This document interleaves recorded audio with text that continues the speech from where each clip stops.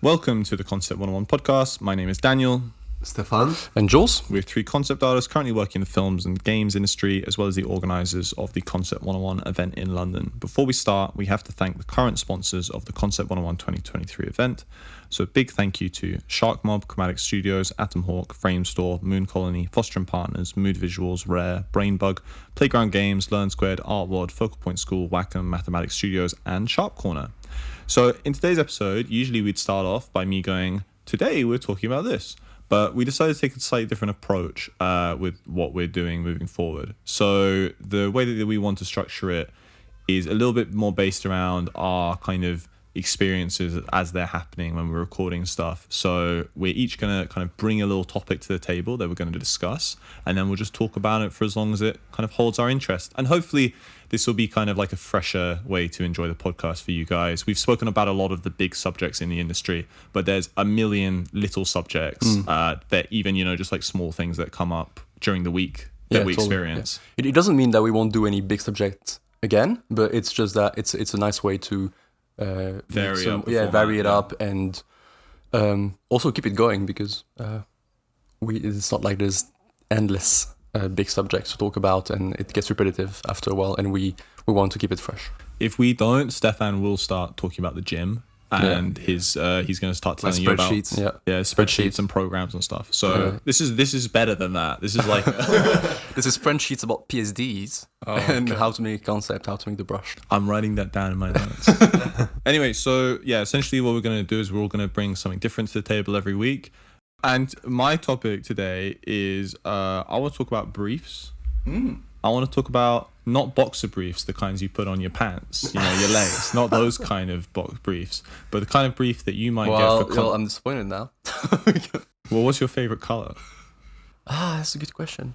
I think for me it's just gray. Plain black. Gray? Yeah, gray. Then what if you get a little pee-pee stain on it? Nah, gray is still... Oh, gray is still good. Black hides everything. Yeah. White! So briefs. What's about briefs? You said you wanted to talk about this. I didn't know what I got myself into. Red is to Santa Claus, so... I agree. But I do have a few red briefs. That's nice, yeah. I am going to be honest, I don't even know what a brief is. It's just boxers. No. So I think that's what Americans call boxers, right? It's the ones that are really tight, I think. No, it's the other way around? Maybe. Whatever, who cares? Anyway, so the actual brief that I want to talk to about today... The one that the clients give to you. So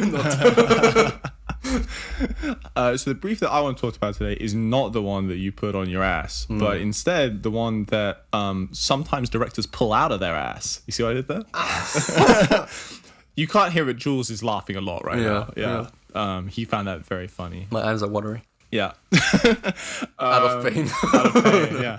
But yeah, I mean, briefs are a kind of integral part of the concept art industry, and it really is the starting point for like any project that you do, anything that you make. Even if you... Please, God, stop laughing. I'm trying to do it now. Yeah. Alright, go on. Come on, Stefan. I was just imagining briefs in the concept art industry. Yeah. Alright, go on. I'm ready to listen. We're so mature. Yeah. Are you guys emotionally there? Yeah, we are ready. Okay. So briefs are definitely an integral part of the industry, and it's something that you have to figure out early on how to analyze, how to break down, and how to actually work with and create something productive. So I just ignore you. How do you go about breaking them down and figuring out what you actually want to do with them when you're given one by somebody? What do you think are the important elements? We're talking about client work here, right? Yeah, totally, yeah. I try... First of all, I think a good thing is just asking a lot of questions. If you're in a meeting, let's say. Usually you get to meeting with them when they give you the brief, hopefully. So then I would just try and ask as many questions, hopefully like getting to narrow a bit what they like, what they don't like. Yeah. Maybe asking if they have references, if there's any pre-done work on this, because quite often in the industry...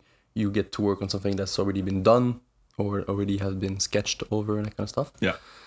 And then I guess I would start by pinpointing the main elements, right? Yeah, so 100%. if the idea is like like there's a whole sketch about the scene, but then there's like a very important part that it says it's a shark, which is red. Yeah. Then I want to know for myself that it's a red shark and that it's in a container. I don't know, whatever. Yeah.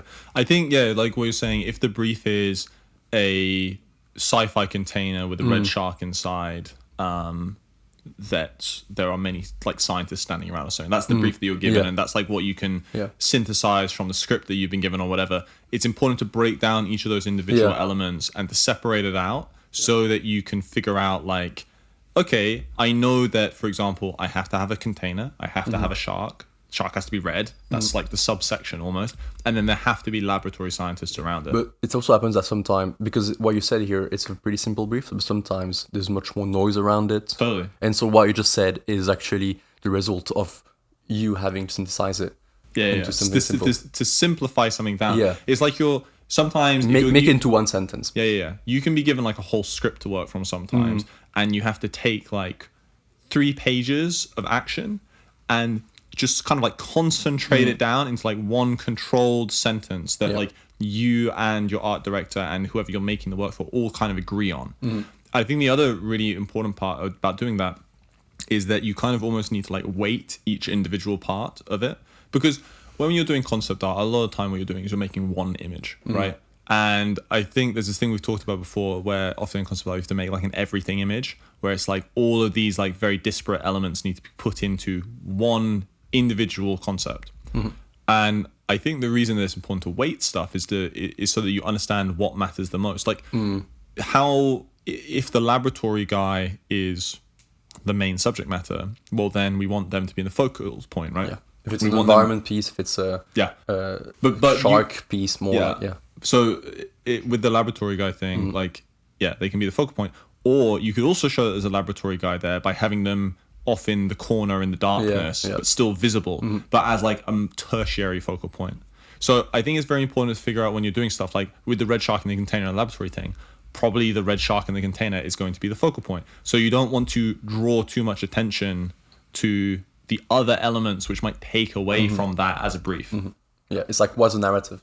Yeah. And it's a bit obvious, but it's always very important to whatever you decide to make sure to go back to the brief that it fits. Yes. Because sometimes it's very easy to make shortcuts, and then you're like, oh yeah, but this was like this little word in the brief that says that it's done, let's say, or like someone says something, so you're like, okay, well, I got the mood, everything right, but there's actually one guy that needs to be in the middle saying something as well, or so it's good to make sure that works. And I guess after that, probably referencing. Yeah, I was just curious because me and Jules pretty much always get our briefs directly from a director or a production designer or something like that, right? Is it different for you, Stefan, in games when you're given tasks to perform, you know? Yeah, so I'll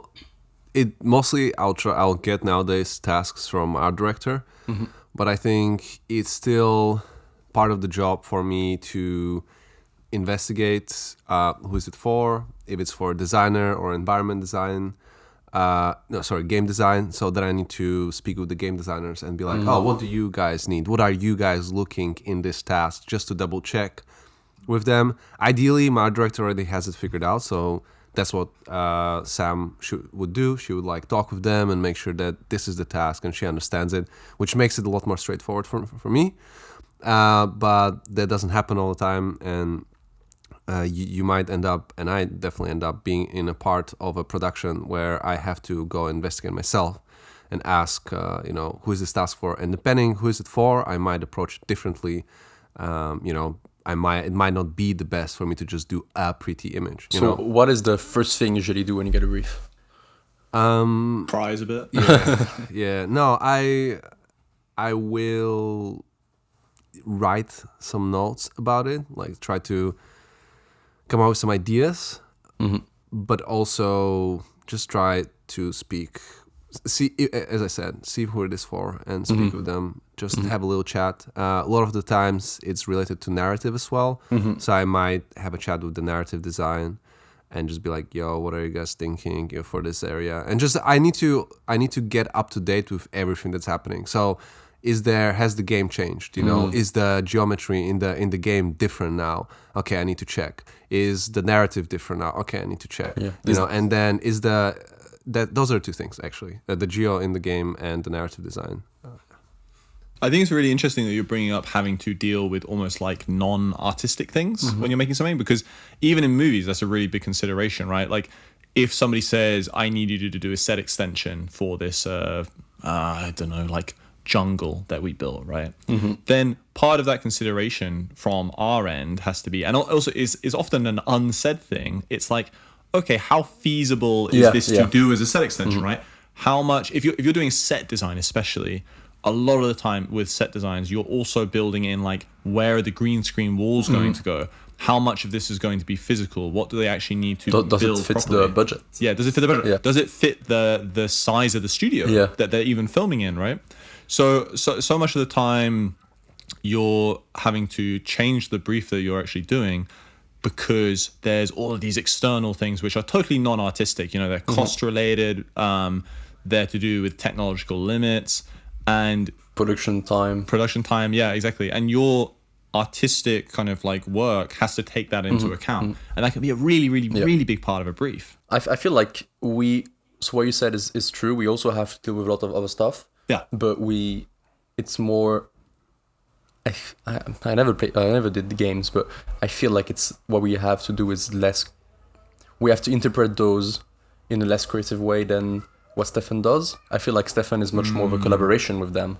Yeah, games are very much and so you probably have more of a real impact and stuff. Also because it's a smaller production scale, I guess, and it's a longer time as well. Yeah. By smaller production scale, I mean less people involved. Yeah, for sure. And so you probably have a bigger impact, or you're more involved in discussions rather than what we get a lot is this is right or this is wrong. Yeah. And there's much less artistic interpretation. I think it depends, right? Because I've worked in games as well, and it depends on like how collaborative people want to be. Yeah. I've worked with people in games who are not collaborative at all, and they're just like, this is right or wrong, which is often the case of what we do. And I've worked with people in films who are extremely collaborative and who are asking the whole time, like, what do you think? Do you think this fits into the narrative? What do you think about that? And, you know, I think like generally the happier thing is to be in a collaborative situation with people because you feel like you have more agency over your art, which is a really nice thing. I would say that it does also sometimes make it confusing because you can get confused about what the people need from the task. Like when you speak with the game designers and then seem to want this and you seem to want that, and you know, it's fun until it's not fun. Yeah. And but over time you can learn how to, you know, what those people need and how they essentially think about things. And I would actually say one more thing. When I do get a brief, I also try to think, who is it going to be shown to? If it's going to be shown to the directors, I go, okay, well, it has to be more polished, you know. Is it going to be shown? Am I going to keep this between me and the art director, maybe? Okay, so then maybe I can do more rough sketches and show the rough sketches to the art director. You know, if it's going to the design, maybe it has to be extremely clear. So like line art could be a good option to show. Yeah, rather than like a fully painted up good looking thing, and then they go like, but how does this connect here, you know? I think it's a really great point because it's depending on the clientele and depending on what you're making, your approach to a brief can be dramatically different. Sometimes it's fine to just like photo bash some stuff together, do some painting over the top, and they're like, this is great, this is exactly what I need. Yeah, like they just were like, oh, can we have just very rough sketch? And you're like, okay, and you do them, and then they're like, no, that's too rough. And you're like, okay, I guess that's not rough. Or sometimes you just do rough sketch, like, okay, done, thank you. Yeah. And you're like, all right. Which definitely changes how you approach the brief. I mean, even, you know, when we're talking about like how do you target down and like weight different stuff in a brief, it can be a massive contributing factor. Can be how much time do you have to actually complete that brief. If you have 1 day to do it, your process is going to be very different to if you have 2 weeks to do it. And there can also be totally different quality levels involved with those kind of like time frames as well. And yeah, I mean, I think it's like, it's an interesting thing because it wasn't something I thought about a whole lot before I got into the industry, like how to figure all this stuff out. But it's a system of analysis almost that you have to develop the longer you stay in. Also, I feel like you kind of learn it by default. I hope to, at least. If you have a good art director or a good lead or whoever is on top of you, they should kind of just guide you through this, and then with time you're more and more independent, I guess, and or more and more experience of doing it, and then figuring out stuff by yourself, because it's possible that at the start or sometimes you just make bad choices. Yeah, I think that's actually one of the kind of like not undervalued, but like not one of the things that art directors do that isn't spoken about so much, that an art director is not there just to say like, hey, your value structure's a bit fucked there, buddy, fix it. But they're also there, you know, when you get a weird task, to say, oh yeah, I did that 5 years ago, something similar. Here's how I approached it. Here's what the end outcome looked like. I would recommend you do it like this, and then you do this, and then you do this. And that can be the most valuable thing, because having an existing process to follow, or, you know, a path to go down, essentially, with something that you've never approached before, is a massive boon, really, you know, to helping you complete a task on time and making a client happy. Totally, especially figuring out how much you can do in the given time. Yeah. I mean, yes, it's always nice, and if your art director doesn't do it, but maybe you have a lead or something, you need to reach out. It's good to ask questions. I had to do a task recently where I had to take some screenshots from the game and then paint over it. And I was like, oh shit, which ones should I paint over? And I just sent in our chat and I asked the principal cosplayer, be like, oh, well, what do you think? And he said, well, I think these two are the best ones. And he has more experience, so he knows better. And, you know, I would look at it and be like, yeah, well, that's also similar to what I was thinking. And then that's what I was going to do anyway. Yeah, whatever, mate. And then I don't need you. Thanks for the help, though. And then I just know, okay, these two I'm gonna do, and it's gonna be fine. You just say that, and then you hide the polished design you did of the wrong one. That's what Yeah. But I mean, it's I think also it's I guess it's like slightly a tangent, but it's something you mentioned earlier. Like, it's good to ask questions and to not be afraid to ask questions, and to kind of be aware that sometimes you don't know everything. I don't think anyone expects you to know everything. So if you're confused on a brief and you're sitting there, especially with like, you know, external clients like you often deal with in film, and they're like, so I need you to make this purple elephant. Is everything clear? And you're like, if you're sitting there and you're in your head, you're going, no, then you should say that. Yeah. Because otherwise you're going to come back with an image that looks nothing like what they've requested. And, you know, the second you say like, so I don't quite understand, is the purple elephant meant to be real or is it imaginary? And then if they go, oh, it's imaginary, and you're like, oh, so do you have any kind of effects that you'd want to add on to that to re-strengthen that? And they're like, well, I don't think we can start with that, but maybe if you do something realistic and then do a variation where it has like some glowing effect on it or something, and then you're getting closer and closer and closer. Or they say, we'll know once we see it. We know it's right when we see it. You're like, great. Let's go for hundreds of versions. So I have a quick question on this. How would you like practice it if you haven't just got a job yet, but obviously it's a skill that you kind of need to have to learn how to break down briefs, and how to approach it, you know, know how to sketch, know how to do thumbnails, and when to sketch or when to do thumbnails, when to do this, when to do that. I've got a cheeky answer. Can't go. Just staring at me very intently. I know what Daniel's gonna say. Yeah, I know as well. What? Go for it. Yeah. Okay. I think a great thing to do is to look at other people's artwork. And you didn't think that was going to say? No. Okay. Well, then this is what I'm saying. If you look at somebody else's artwork, for example, if you looked at like Jules's Transparent Monkeys piece, right? You can look at that piece of art, you can look at all the keyframes in it, and I think a really great exercise is to try and break down that piece of art into its simplest terms. So, for example, with that piece of art, I would call it like alien monkeys with transparent skin that live in the jungle, right? So it's like a very, very concentrated version of your overall brief. There's a lot more going on there, but if I simplify, that's what it is. And then what I would say is, take that brief and let's swap out a few elements. So let's make it a transparent tiger that lives in the ocean, right? And then have a go at making that as a brief. I think that's a really, really good way, because then you have two things that are going for you. Number one, you've already broken down somebody else's image and reverse engineer it into a brief that's useful for you. That's a good idea, man. And then I never thought about that. Yeah. Well, now you know, and you thought I was going to say as well. So yeah. Wow. I kind of want to know what you thought I was going to say, but anyway. And then the other advantage is you have a direct point of comparison. you have a piece of work that hopefully you like, that you find interesting, and when you're making your own piece of work, which has this like variance on the brief, right? You can look at it and go like, okay, so I guess they did sketches like that, and I don't think my ones are looking as nice, so I'll do another pass of my sketches and polish up the line art. And oh, the keyframe is really cool, and I think when I look at my one, my value structure isn't as tidy as theirs, so I'm going to take another pass at that. And it gives you that kind of direct comparison where you don't have to think like too hard about everything, because it's kind of there for you in a way, and it builds up that analytical ability that I think you need to have as an experienced artist in a very simple and easy to understand way. That's great. You just need to be extra self-critical for this for this thing. Yeah. So you need, I think to be a good like if you're like, no, everything I do is right, like really maybe put yourself into question yourself. That's the right way to do, and ask, I guess, for feedback.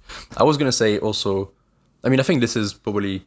What did you think I was going to say? So I thought you were going to say either, because we have the Concept 101 competition. Maybe when this comes out, it's already done. But I was going to say maybe to enter some art competition because you have briefs. Yeah. Or to enter, you were running the keyframe challenge. I thought you were going to say the keyframe challenge. So there's like a backlog if you briefs. Of like, I don't know, 15, 20 briefs.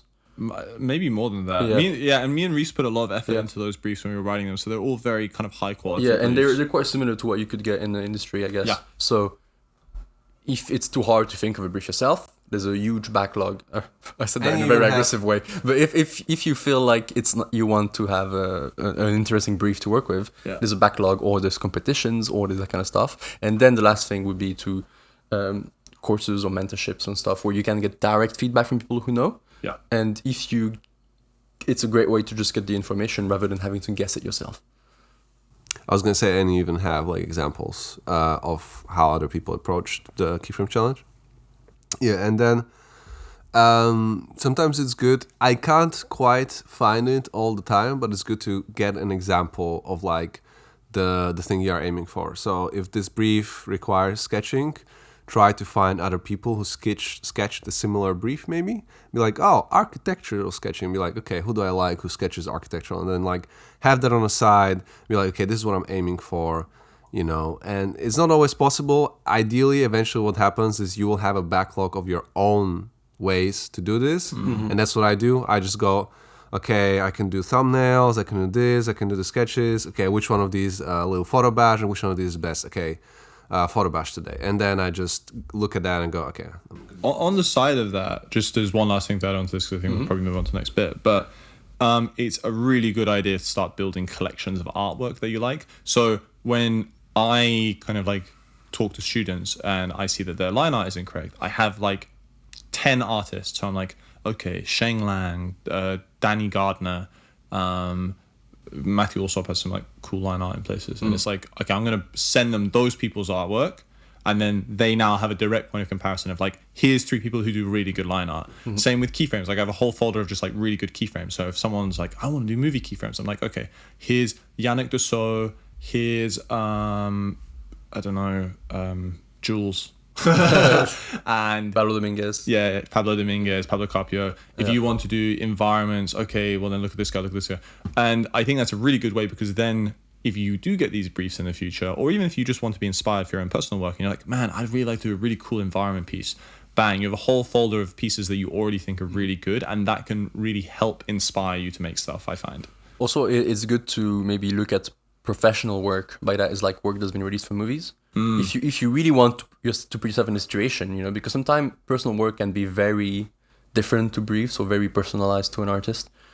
If you just look at, I don't know, Pablo Dominguez's work on all the stuff he worked on, you maybe see some trends of what kind of keyframes might be done before others, like, you know, it's often action and that kind of stuff. So good way to analyze. Right, do we rock, paper, scissors to see who's let's go next? 1, 2, 3. Oh, I won. So my well, I'm so strong at rock, paper, scissors. You can I can go if you want. No, I've got it. Don't take his victory away from him. Man. The first person can decide who goes. If he wants to go, he can go. Well, he wants to go. Okay. Still trying to trick him. Yeah. And this is a perfect segue to working with friends. So yeah, I kind of want to speak about. So Daniel just joined Framestore at the time we record that, which is great. Very happy. So that means that we get to work together. And on top of that, I think most importantly, we've been doing the event for 2 years now. And so we're doing a lot of working with friends. Yeah. And so I want to speak a bit about that and how fun it can be to do the stuff. highs and lows. Yeah. Yeah, I mean, do you want to... I mean, obviously, it's not all good sometimes, right? It's always bad, actually. Sorry, what I meant to say was, it's never good.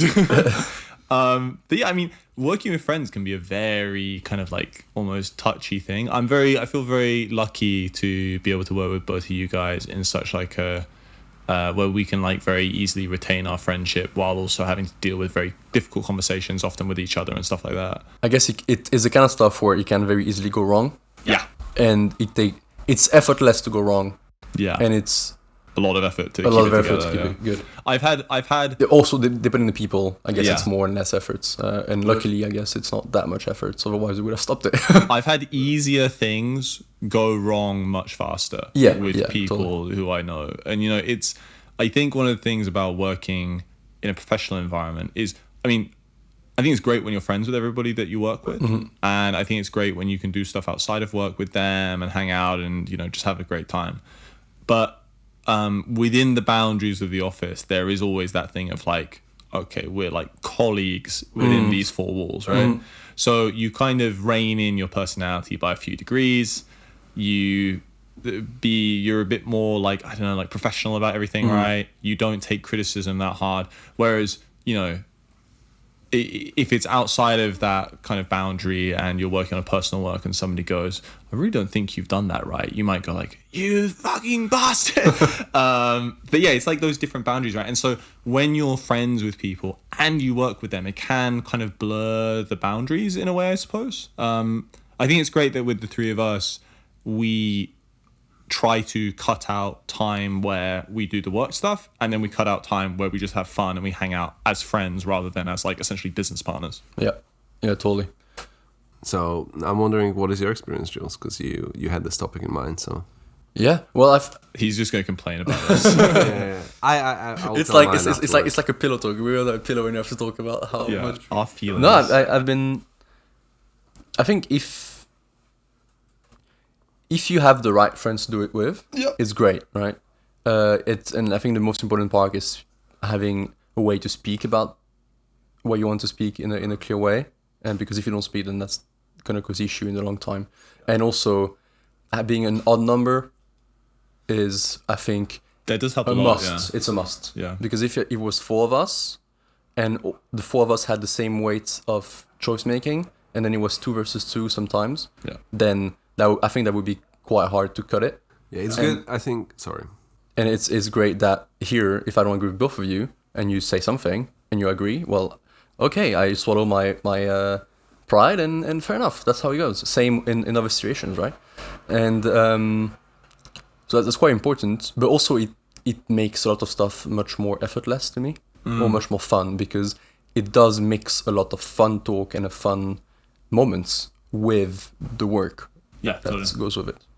I think it's good that each of us have certain things that we stand for and we are not willing to change our minds on, but also... Yes, stubbornness is a virtue. It's good, but I think we don't have too much stubbornness, because if you have friends that they have very different opinions to each other, then they never, even if it's 3 of them, they wouldn't really agree on. Yeah. I think maybe I'm the most neutral out of the 3 of us, so I kind of shift my opinion around, let's say, unless it's certain topics. But I think it's good because it allows us to come to an agreement faster, basically. Sure. Just saying, I'm the balancing force between Jules and Daniel. Sure. And we just hate each other. That's why we work together twice. Yeah. This is the, working together. It's like the equivalent of having a baby to fix the relationship. But no, I mean, I really like working with you guys, and it's interesting. I'm sure there are people out there who have their own group of friends, and they're kind of like, it would be natural to wonder like, hey, maybe we could do something together. Maybe we could build an event, a Gumroad, a project together, whatever it is. I think the important thing to remember is that you have to find people with like similar values to you, similar values of like how hard they want to work, how much effort they have to put in, and all this good stuff. The thing that I think really brought all of us together in terms of just the event was that we all really missed going to events. It was a big part of all of our lives, like growing up. So we understood the importance of it, and we understood that it was a shame that there weren't any happening. So it was that kind of like common belief in bringing that back after COVID that pulled us to doing it. In the same way, like me and Jules, you know, like working in the same company, I think it's nice as well because we get along. Do you know what I mean? We have similar, we both like a lot of the same artists almost. We work in the same industry, obviously, have the same, like similar senses of humor. And so it's not a stretch for me and Jules to like work together in the same way. It's not a stretch for me and Stefan to work together because it is easy, you know, and there's not that much to argue about at the end of the day. Not that we haven't had arguments, but... And then you always adjust. I mean, I behave a bit different at work than I behave when we chat together or than I behave when we talk about the event. Yeah. So you can adjust yourself. Also, I think a very important thing is there needs to be a choice for everyone. Like if one of the friends just is here because he just got taken into the thing and he doesn't really want to do it, and then that's no, you know, like everyone needs to be, it needs to be their choice to do that. Like everybody needs to be as motivated as the next person. Yeah. And I think it's all about respect. So respect is very important because if you don't respect your friends, you can't get respected by them either, right? Yeah. And I respect you and Stefan equally. Yeah. Which is like just dirt low. Yeah. Yeah. Just no respect. No respect. Yeah. I disrespect you both either. Yeah. We all have such a low estimate of each other. It just keeps it running. I would also say when you work with friends, it comes with certain honesty, like what Daniel was saying, that you don't get from your colleagues, which is can be quite good if you know how to handle it, basically. And it allows you to progress in some things. I mean, with some of my personal work, I don't think I could ever get feedback like the feedback that I get from Jules and Dan, from anyone else, even unless you are like my close friend. It's just because they look at the work, you know, and I really feel like they genuinely care. They want to help, and they're not afraid to kind of say things that you know, that I'll get offended or something. And also they know I think like they know my feelings enough that they know when to say things not to put me down as well. Yeah. You know, to keep my motivation going and stuff. So it's just because with other people, you know, they don't know you well enough, so it can be really hit and miss. Sometimes they say something and maybe it rubs you the wrong way, but you know, that's also like about you learning how to deal with things like that. But with friends, it's kind of different. It is. I gotta say, in terms of just like nice stuff about working together, it's great. You know, running the event with two people who like, because we all have to hang out, because I'm forced to hang out with you guys because of the event. You know, it's nice to do that with two people who like, although we have to hang out, it's also like, oh yeah, I get to hang out with Jules and Stefan.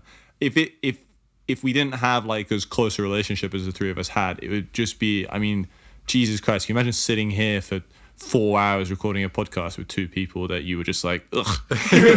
Or just like you don't feel anything about. Just be awful. Whatever. Or like you wouldn't listen to each other. So I think it's great that we do have that kind of friendship and all the kind of similar motivations. Yeah. And I think it'll be interesting to. That's a loud motorbike, eh? Yeah. There's a bike outside. Yeah.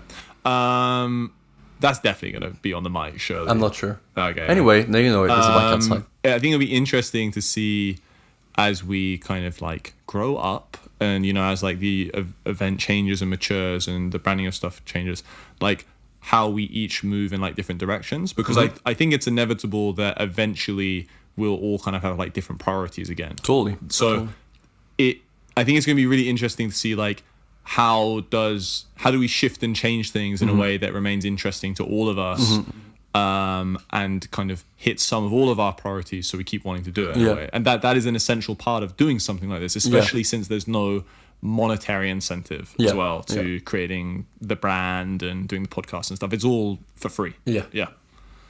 Totally. And that's why it's important to listen to people and to listen to each other and just chat and that kind of stuff. I guess so. what can people take away from this? I guess it's nice if you can to nothing. work with I just friends, wanted to vent, or or at least if you can get. I think the closer you are to people you work with, the better. Maybe not. Maybe not. It depends on Maybe what you're not. working. I will say this. Can I say this? Becoming friends with your colleagues is a good thing, Yeah, always, definitely, right? 100%. Yeah. So even if you don't know your colleagues enough, becoming closer to them in any way, yeah. in friends or HR. I think it's a good thing, just because to lighten the mood, and the better you know them. I guess what you explained, Stefan. The more someone knows you, the better it's going to be. The easier it's going to be to speak with them and to interact. Yeah. So if you can translate that to your work or to anything else, that's great. And if you have personal projects you want to bring to the next scale, and you're looking for people to do that with, I think looking for your friends is a great option.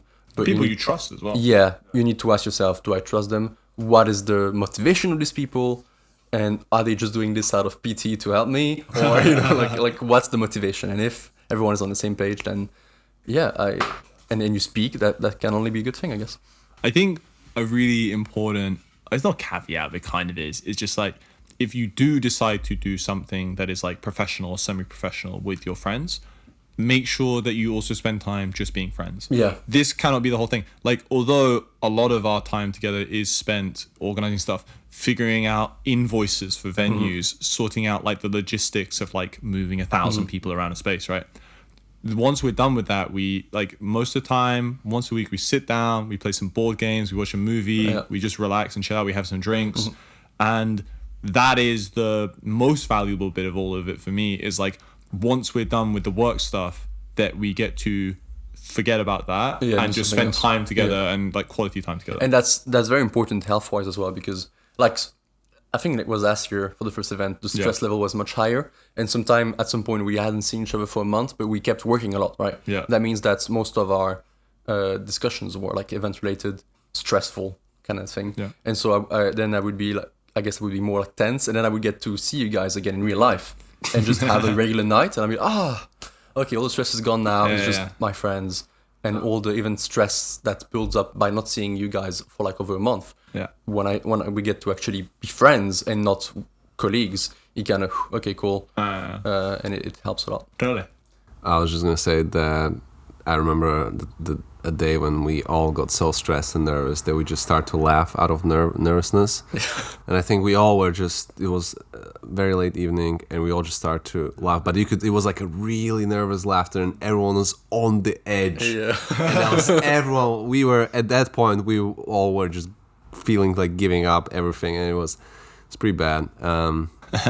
It was not like that. It was just kind of like a crazy laughter. You can't really replicate it. I mean, you can't really it was, replicate it unless you are in that situation. It was funny, but I think it was just venting out. Yeah. Sometimes you just got to scream at the moon, you know, like a werewolf. You howl at the moon as a werewolf. Yeah. Do you know what's really funny? The werewolf goes like.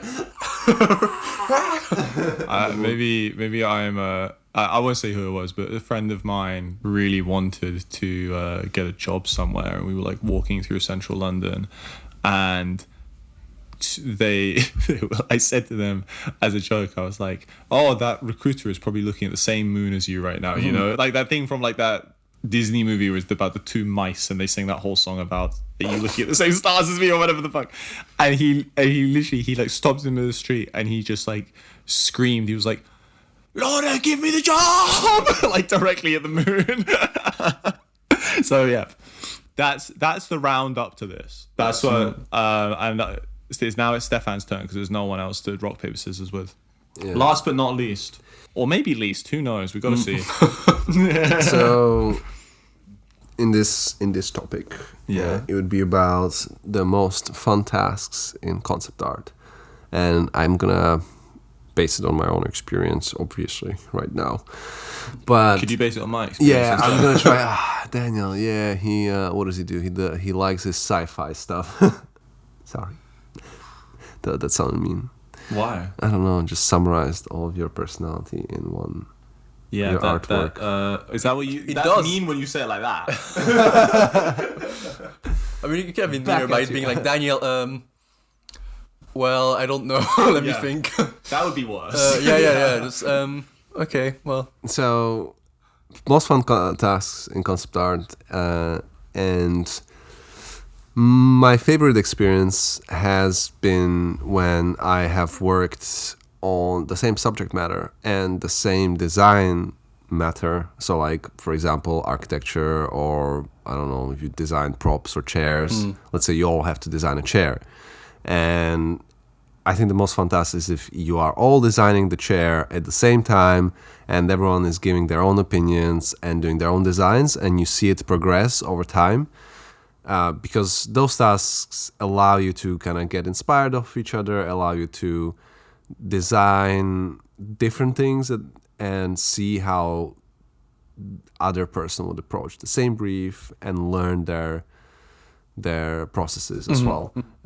So, you know, obviously it's fun to work on the same project as your colleagues, but it's a lot more fun if you get the same brief and you just have like 2 or 3 weeks just doing the same thing and exploring, you know, world building. Yeah. It's the most fun compared to, you know, when you have to be like, okay, I'm doing environments and this person is doing characters and that person is doing like paint overs or keyframes, right? Like, then you still learn from each other, but it's not as fun. So yeah, design tasks, those kind of world building tasks. Also, I guess nice because you get to push each other, you know. Yeah. You get to compare and it's, I guess it's, especially if it's in a healthy way, you get to just get motivated by each other. And And it's a time when you kind of get to do different concepts, different looking concepts, very, you know, without any specific restrictions. Like, no one is telling you to do a matte painting concept or a keyframe looking concept. Everyone's just saying,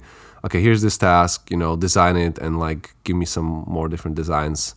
Yeah. And you can kind of explore it through different options and, you know, softwares and stuff like that. If you want to do 3D. So yeah, it's genuinely the most fun. Nice, yeah.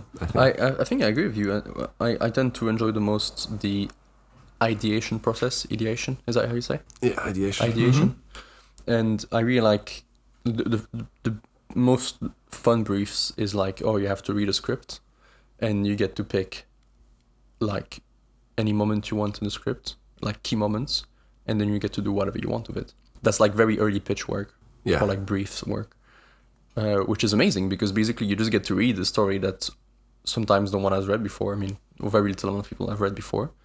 You get to imagine it in your own mind. Then you get to pick a moment that you feel like is exciting and you feel like you want to do, and then you get to do it. And it's like your job at that moment is literally to do whatever you want because that's why you've been hired for, and that's amazing. It's like an amazing feeling because you feel very free. You feel like you can just get any ideas you want and within this, I really enjoy, I guess, the first sketching bits when my brain is working hard and I'm like, okay, that's what I'm gonna do.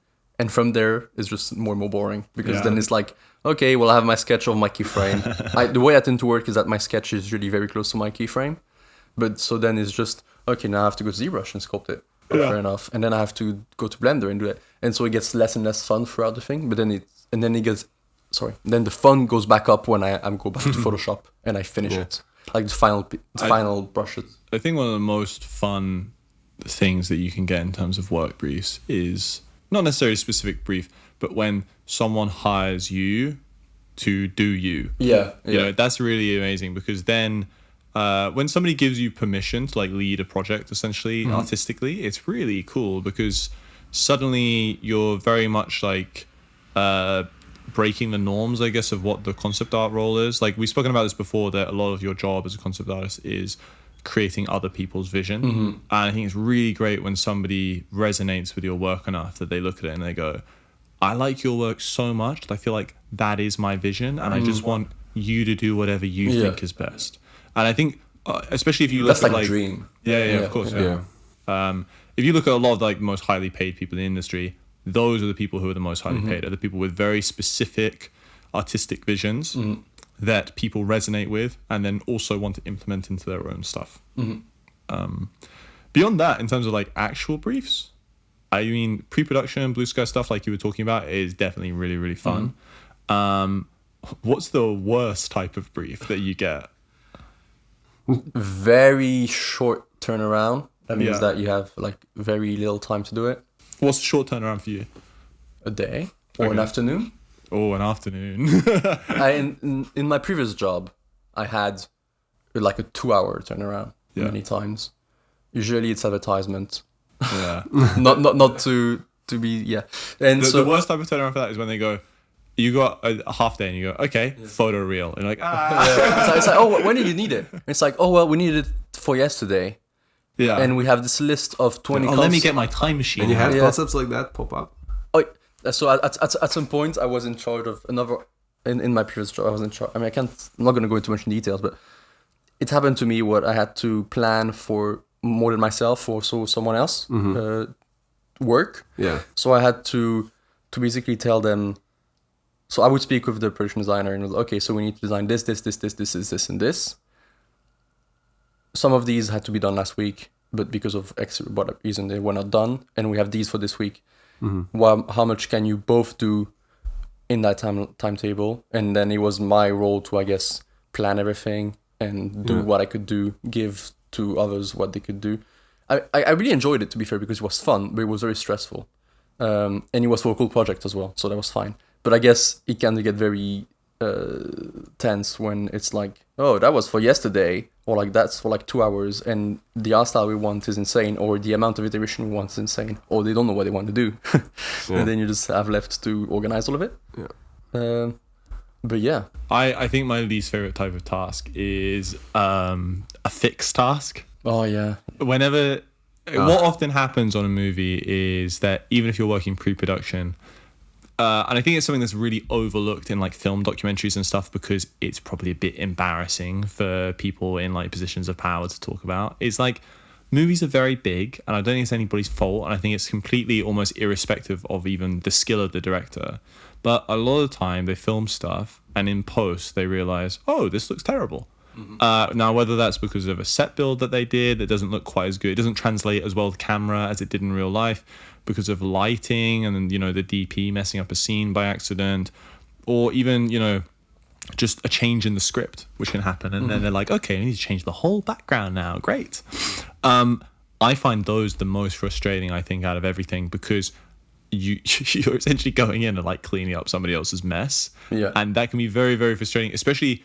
I think it can be more frustrating depending on the attitude of the person whose mess you're cleaning up. Yeah. Some people have, if you, as part of that, often a lot of the time you're giving them different options. And the most frustrating thing is when a client is kind of almost like getting, not annoyed, because I don't think I've ever really experienced a client getting annoyed, but like being like, oh, this wasn't really what I wanted. And it's like, maybe you should have done that in the first place then. Maybe you should have hired me to fix it. I don't know. Yeah. And I really find those by far the most frustrating. Also because oftentimes they have to be photoreal, which can be very tedious and time consuming. And sometimes because it can be very simple stuff that you're correcting. Like the director filmed some people playing football and then they're like, we don't like these trees in the background. It's just like removing a tree. Yeah. Or because they had a really strong light on the players playing football and they're all burnt out and the background's burnt out. So now you need to completely replace the whole background. And they're going, well, that's not what the background looked like before we burnt it out with the light. And it's like, well, okay. Anyway, that's my little vent. But I think that's definitely my least favorite type of task is the 911 calls that you get in production. You know what's worse than that? When you do it and then you're like, oh, you know what? We just cut the sequence. Oh, that has happened to me. Yeah. Oh, wow. Yeah. That really does hurt when something... there, especially when you spend a lot of time on it and you do like quite a lot of versions of it and then they go, yes, we're cutting that from the movie, and you're like, no. So I don't have specific tasks. I think most of the tasks that I have done in games are generally fun, not all of them. Well, that's the one level that we need to hear about, is the ones that aren't fun. So the one that I really do not resonate with is more related to when the art direction isn't very clear, and I have to kind of it's not like that it's that you are coming up with the art like having fun and be like, oh, this is what I think would be cool. It's more just like there isn't vague art direction, but no one understands it. And then when you do something, they're like, yeah, but that's not what I kind of thought. And then you're like, okay, so what did you think? And then they give you feedback, and then you do it, and they go, no, but you don't understand. You don't see in my head, you know? And then you're like, well, how do I fucking see in your head, mate? Yeah, that's so tricky. It's like, yeah, but I love that time and tried classic of that's not what was in my, that's not what I was thinking. And you're like, okay, I mean, it's what do you want me to do with that? it's in between, because at the same time our job is to It is to read visualize through what this, people visualize, ask the questions, but at the same time, their job is also to kind of guide you in the right way, or to explain themselves in well enough. Yeah. So it's like this when it just doesn't match. It's a bit. I think in terms of actual like painting tasks, I had to do a task where I had to change like a lot of lighting, and relighting a scene is definitely not as fun as like the first time you come up with lighting. You're like trying to think about it, and then they want something totally different, and you have to go in and restart the image. And I painfully did this just in 2D, like kind of photo bash, and I relit the scene like 10 times, you know, and I gave like 10 different options with relighting a scene. And you know, when you're doing this totally different color grades and stuff, and it just eventually you're like, okay, I don't ever want to see more different color palette. And then I mean, it happened to me, and then I showed all of these options, and everyone was happy with it. We kind of narrowed it down, and then they went into a meeting and we're like, oh yeah, but that one thing we talked about like 5 weeks ago, remember that? Oh shit, it should have been in a brief. And then they go back to me after I've polished the task, did 10 different versions, almost fully finished, and I finished one, and they went, oh, sorry. And then I had to restart the whole thing. And even more so, on top of that, I also not the biggest fan when I have to do a concept and they go, but you know, just add more things onto it because we need it. And so you end up adding more things, and it's useful for the team, but the image starts to look like pretty bad. And by the point you're finished with it, you're just convincing yourself that it's okay. And it is okay, it happens, and people need images like that. But I'm just saying that that's sometimes not the most favorite work. I think what we can all agree is that the absolute worst type of brief is the one that continues to change, and you can never nail it down, and you just get endless feedback on it. Because no matter how fun the task was originally, even if it's like the most cool piece of pre-production keyframe ever, and you're designing this beautiful building or whatever it might be, whatever you love the most, after a certain amount of rounds of doing the same thing, you're gonna start to lose it inevitably. Totally. Yes, because you put your so much effort into it, trying to make it look good and be the best, and then afterwards you're asked to do it over and over again. So you need to go back to that emotional place, do it again, and then go back to the emotional place and then do it again. And by the time you get to the 15th iteration, you can't really do it again. And then you just go whatever. And like you try, but it breaks you. Yeah, you just can't. You just like, it's just gonna look like at that point you just need to do it to another concept artist, because like they just burn out on the image. Or sometimes just redo it from scratch. That helps. Yes, yeah. Because it's like polishing a turtle we mentioned in the past. You can definitely go through like the 7 stages of grief in concept art, where at the end you're like at that point of like extreme anger. You're like, version 321, okay, and then like 322, you're like, you just reach a point of acceptance and like bliss. And you're you're like, okay, well, just I am at peace with this. let's just get it done with. Exactly. Luckily, this doesn't happen often. No, it happens very rarely. Yeah, I think I've almost never experienced happens. it more than you guys have, but Probably, yeah. And also, hopefully, it's like something that's it's not really anyone's fault. It just has to happen, and you know, like it's not like everyone is like, you piece of shit, do your work, and it's like, oh, it's like we're very sorry for that.